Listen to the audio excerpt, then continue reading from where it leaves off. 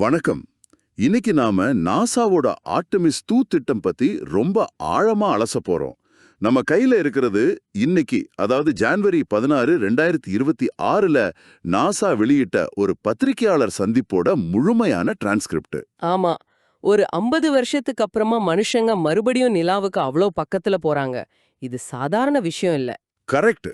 இதுல சுவாரஸ்யமான விஷயம் என்னன்னா, ஆர்டெமிஸ் 2ஓட உண்மையான நோக்கம் ராக்கெட்டை பத்தியோ நிலாவை பத்தியோ மட்டும் தெரிஞ்சுக்கிறது இல்ல.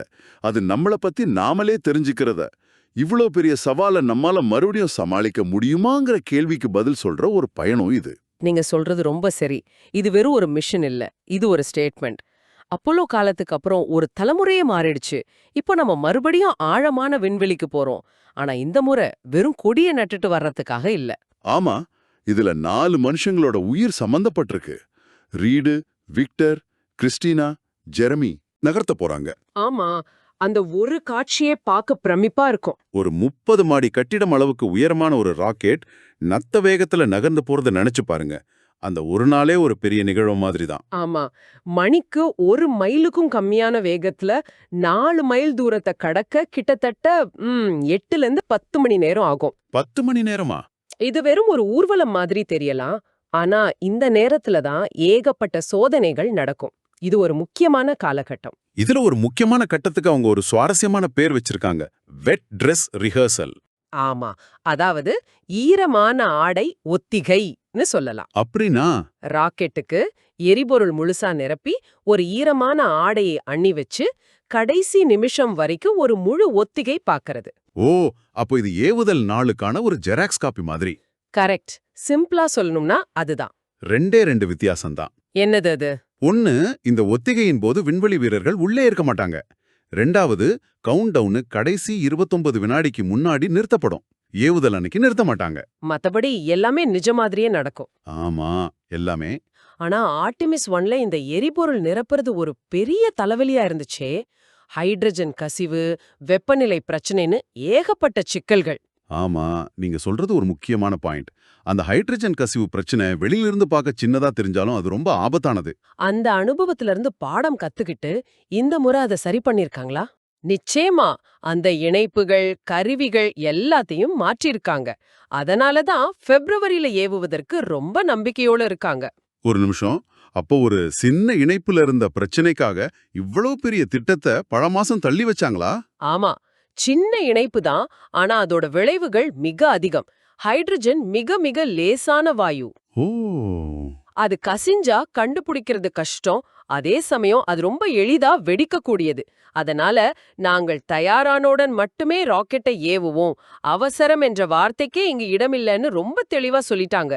பாதுகாப்புக்கு அவ்வளவு முக்கியத்துவம் கொடுக்கறாங்க. இதுதான் அவங்களோட இடர் மேலாண்மை. சரி, அந்த ராக்கெட் இப்போ ஏவுதளத்துல கம்பீரமா நிக்குது. நாமளும் அந்த விண்வெளி வீரர்களோட சேர்ந்து ஒரியன் விண்கலத்துக்குள்ள ஒரு கற்பனை பயணம் போவோமா? அந்த 10 நாள் எப்படி இருக்கும்? நிச்சயமா. ராக்கெட் கிளம்புனதும் பூஸ்டர்ஸ் பிரிஞ்ச பிறகு ஓரியன் விண்கலம் வந்து பூமியோட தாழ்வட்ட பாதையில கொஞ்ச நேரம் சுத்தும். அந்த நேரத்துல என்ன பண்ணுவாங்க? அதோட சோலார் பேனல்களை விரிச்சு உயிர் ஆதரவு அமைப்புகள், கம்ப்யூட்டர்கள் எல்லாம் சரியா வேலை செய்யுதான்னு ஒரு முழு செக்கப் பண்ணுவாங்க. எல்லாம் ஓகேன்னா தான் அடுத்த கட்டத்துக்கு கிரீன் சிக்னல். அதுக்கப்புறம் இன்ஜினை மறுபடியும் இயக்கி உயர் வட்ட பாதைக்கு போவாங்க. அங்க கிட்டத்தட்ட 24 மணி நேரம் இருப்பாங்க. ஆமா. இங்கதான் ஒரு முக்கியமான டெஸ்ட் நடக்க போகுது. என்ன டெஸ்ட்? விண்வெளி வீரர்கள் முதல் முறையா ஓரியன் விண்கலத்தை ஆட்டோ பைலட்ல இருந்து எடுத்து மேனுவலா இயக்க போறாங்க. ஓ, அவங்களே ஓட்ட போறாங்களா? ஆமா. இத ப்ராக்ஸியாப்ஸ் டெமோன்னு சொல்றாங்க. சிம்பிளா சொல்லணும்னா இது ஒரு ஸ்பேஸ் பார்க்கிங் டெஸ்ட் மாதிரி. ஸ்பேஸ் பார்க்கிங் டெஸ்டா? ஆமா. ஓட்டுநர் உரிமம் வாங்குறதுக்கு முன்னாடி நாம வண்டிய முன்னாடியும் பின்னாடியும் ஓட்டி பழகும் இல்லையா? அது மாதிரி விண்வெளியில ஓரியனை அதோட ராக்கெட் பாகத்தை சுற்றி மெதுவா இயக்கி பார்க்க போறாங்க. அப்போ இது ரொம்ப முக்கியமான ஒரு பயிற்சி. ரொம்ப முக்கியம். இதுல பாஸ் ஆனாதான் எதிர்காலத்துல நிலாவுல இறங்குற லேண்டர் கூடவோ இல்ல ஸ்டார்ஷிப் கூடவோ இணைக்க முடியும். இந்த பார்க்கிங் டெஸ்ட் முடிஞ்ச பிறகுதான் நிலாவை நோக்கிய உண்மையான பயணம் தொடங்குது. ஆமா. 3 நாள் பயணம். 1 நாள் நிலாவை சுத்தி வர்றது, அப்புறம் 3 நாள் பூமிக்கு திரும்புறது. இதுதான் திட்டம். முன்னணி விமான இயக்குனர் எஃப் ராட்டிகன் சொல்ற மாதிரி இந்த முழு பயணமுமே ஓரியன் விண்கலத்தோட எல்லா சிஸ்டத்தையும் சோதிக்கிறது தான். கரெக்ட். உயிராதார அமைப்புகள், நேவிகேஷன், தகவல் தொடர்புன்னு எல்லாத்தையும் ஆழமான விண்வெளியோட கடுமையான சூழல்ல பரிசோதிக்க போறாங்க. ஏதாவது பிரச்சனை வந்தா அது எப்படி சமாளிக்கிறதுன்னு அவங்க தயாரா தான் போறாங்க. சொல்லப்போனா அவங்க எதிர்பாராத நிகழ்வுகளை எதிர்பார்க்கறாங்க. இதுல இன்னொரு ஆச்சரியமான விஷயம் என்னன்னா, விண்வெளி வீரர்கள் நிலாவோட மறுபக்கத்தோட சில பகுதிகளை மனுஷங்க முறையா பார்க்க போறாங்க. க்கப்படும் ரேடியோ சைலன்ஸ். அப்போ அந்த 4 பேர் மட்டும்தான். ஆமா, அந்த நிசப்தத்துல அவங்க மட்டும்தான் இருப்பாங்க. அது அவங்களுக்கு ஒரு தனித்துவமான அனுபவமா இருக்கும். அவங்க பார்க்கறத, உணர்றத பதிவு செய்வாங்க. அவங்க தான் அந்த நேரத்துல மனித குலத்தோட கண்களும் காதுகளும். சரியா சொன்னீங்க. சரி, நிலாவை சுத்தி வர்றது சரி. ஆனா இந்த பயணத்துல வேற என்ன இருக்கு? அறிவியல். ஆமா, தலைமை விஞ்ஞானி ஜேக்கப் லீச்சர் இத நமக்கான அறிவியல்னு சொல்றாரு. நமக்கான அறிவியலா?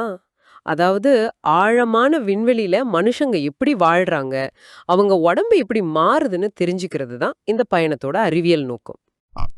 விண்கலத்தை பற்றியது மட்டுமல்ல, அதுக்குள்ள போற மனுஷங்களை பற்றியதும் கூட. அதுதான் இதுல முக்கியம். கதிர்வீச்சு, தனிமை, பூஜ்யம் ஈர்ப்பு விசை இதெல்லாம் நம்ம உடம்பையும் மனசையும் எப்படி பாதிக்குதுன்னு தெரிஞ்சுக்க இது ஒரு பொன்னான வாய்ப்பு. ஆர்டெமிஸ் 1ல வெறும் பொம்மைகளை வச்சு டேட்டா எடுத்தாங்க. ஆமா, இப்போ நிஜமான மனுஷங்க கிட்ட இருந்து டேட்டா எடுக்க போறாங்க. அடுத்ததா ஒரு சோதனைக்கு அவதார்னு பேர் வச்சிருக்காங்க. ஜேம்ஸ் கேமரோனுக்கு ராயல்டி எதுவும் கொடுக்கறாங்களான்னு தெரியல. இது நீல நிற மனிதர்களை பற்றியதில்ல, நம்ம உடம்புக்குள்ள இருக்கிற உறுப்புகளை பத்தியது. ஓ, இது ஒரு சின்ன சாதனம். ஆனா அதுக்குள்ள மனித உறுப்புகள் மாதிரி செயல்படுற திசுக்கள் இருக்கும். ஆழமான விண்வெளியில கதிர்வீச்சு நம்ம உறுப்புகளை எப்படி பாதிக்கும்னு இது மூலமா நேரடியா தெரிஞ்சுப்பாங்க. அப்போ இதோட முடிவுகள் விண்வெளி வீரர்களுக்கு மட்டும் இல்லாம பூமியில இருக்கிறவங்களுக்கும் பயன்படுமா? நிச்சயமா. பூமியில புற்றுநோய் மாதிரி நோய்களுக்கு சிகிச்சை முறைகளை மேம்படுத்தவும் இது உதவலான்னு நாசா நம்புது. அடுத்து ஆர்ச்சர். இது விண்வெளி வீரர்களோட மணிக்கட்டுல கட்டி இருக்கிற ஒரு சாதனம். ஆமா, ஒரு சின்ன கேப்சியூலுக்குள்ள 4 பேர் 10 நாள் அடைஞ்சு கிடக்கும்போது அவங்களோட தூக்கம், செயற்பாடுகள் எல்லாம் எப்படி பாதிக்கப்படுதுன்னு இது கண்காணிக்கும். நோய் எதிர்ப்பு சக்தி பற்றியும் ஒரு ஆய்வு இருக்குன்னு கேள்விப்பட்டேன். கரெக்ட். அவங்களோட உமிழ்நீர் மாதிரிகளை பயணத்தின் போது சேகரிப்பாங்க. கதிர்வீச்சும் மன அழுத்தமும் அவங்களோட நோய் எதிர்ப்பு சக்தியை எந்த அளவுக்கு குறைக்குதுன்னு இது மூலமா தெரிஞ்சுக்கலாம். இந்த டேட்டா எல்லாம் எதுக்கு? செவ்வாய் கிரகத்துக்கு போறது மாதிரி நீண்ட பயணங்களுக்கு இந்த டேட்டா ரொம்ப ரொம்ப முக்கியம். கடைசியா கதிர்வீச்சு சென்சார்கள். ஆமா, வீரர்களோட உடைகள்ல அவங்க சீட்டுக்கு கீழே விண்கலத்தை சுத்தின்னு எல்லா இடத்திலும் சென்சார்கள் வச்சிருக்காங்க. எதுக்காக இத்தனை சென்சார்கள்? எந்த இடத்துல கதிர்வீச்சு அதிகமா இருக்கு, மனுஷங்க இருக்கும்போது கதிர்வீச்சோட அளவு எப்படி மாறுதுன்னு துல்லியமா கணக்கிடுவாங்க. இப்ப பாருங்க, இந்த சோதனைகள் எல்லாம் தனித்தனியா தெரியலாம், ஆனா எல்லாம் ஒன்னோடு ஒன்னு இணைஞ்சிருக்கு. சரியா சொன்னீங்க. கதிர்வீச்சு அளவு, அதனால உறுப்புகள் ஏற்படுற பாதிப்பு, நோய் எதிர்ப்பு சக்தியில மாற்றம், தூக்கத்துல பாதிப்பு. இது எல்லாத்தையும் ஒன்னா வச்சு பார்க்கும்போது ஆழமான விண்வெளியில மனுஷனோட உடம்பு எப்படி செயல்படுதுங்கிற ஒரு முழுமையான சித்திரம் கிடைக்கும். ஆமா, இந்த நமக்கான அறிவியல் தான் செவ்வாய் கிரக பயணத்துக்கான அடித்தளம். சரி, பயணத்தோட இறுதி கட்டம், அதாவது பூமிக்கு திரும்புறது, அதுதான் இருக்கிறதுலே ரொம்ப சவாலான பகுதின்னு சொல்றாங்க. ஆமா, விண்கலம் வளிமண்டலத்துல நுழையும் போது அதோட வேகம் கிட்டத்தட்ட மணிக்கு 40,000 கிலோமீட்டர் இருக்கும். 40,000 கிலோமீட்டரா? ஆமா, அப்போ ஏற்படுற வெப்பத்தை தாங்குறதுக்கு அந்த வெப்ப கவசம், அதாவது ஹீட் ஷீல்டு ரொம்ப சரியா வேலை செய்யணும். ஆனா ஆர்டெமிஸ் ஐ பயணத்துல இந்த ஹீட் ஷீல்டுல சில பிரச்சனைகள் இருந்துச்சு. ஆமா, அதுல சில பகுதிகள் எதிர்பார்த்ததை விட அதிகமா கருகி போயிருந்தது. அதனால அதோட வரம்புகளை இப்போ அவங்க நல்லா புரிஞ்சுக்கிட்டாங்க. அப்போ ஆர்டெமிஸ் 2க்கு புது ஹீட் ஷீல்டு போட்டிருக்காங்களா? அதுதான் இல்ல, அதுலதான் ஒரு புத்திசாலித்தனம் இருக்கு. என்னது? ஹீட் ஷீல்ட மாத்தாம பூமிக்குள்ள நுழையிற பாதைய மாத்திருக்காங்க. அதாவது குறைவான வெப்ப அழுத்தத்தை உருவாக்குற ஒரு பாதைய தேர்ந்தெடுத்திருக்காங்க. ஓ, அப்போ குறிப்பிட்ட நாட்கள்ல மட்டும்தான் ராக்கெட்டை ஏவுவாங்க. கரெக்ட். இது கால அட்டவணையை விட பாதுகாப்புக்கு எவ்வளோ முக்கியத்துவம் கொடுக்கறாங்கன்னு காட்டுது. இது ஒரு புத்திசாலித்தனமான இன்ஜினியரிங் தீர்வு. சரி, விண்கலம் பசிபிக் பெருங்கடல்ல சாண்டியாகோ கடற்கரைக்கு பக்கத்துல இறங்கும். அங்க அமெரிக்க கடற்படையோட மீட்பு குழு தயாரா இருக்கும். அந்த மீட்பு பணி எப்படி நடக்கும்? மீட்பு பணியின் டைரக்டர் லிலி வில்லாரியல் சொல்ற மாதிரி இது பல வருஷ பயிற்சியோட உச்சக்கட்டம். நாசா, கடற்படை, விமானப்படைன்னு பல குழுக்கள் சேர்ந்து பண்ற ஒரு சிக்கலான நடனம் மாதிரி இது. முதல் படி என்ன? முதல்ல சின்ன படகுகள்ல கடற்படை வீரர்கள் போய் விண்கலம் பாதுகாப்பா இருக்கா, ஏதாவது நச்சு வாயு கசிவு இருக்கான்னு சோதிப்பாங்க.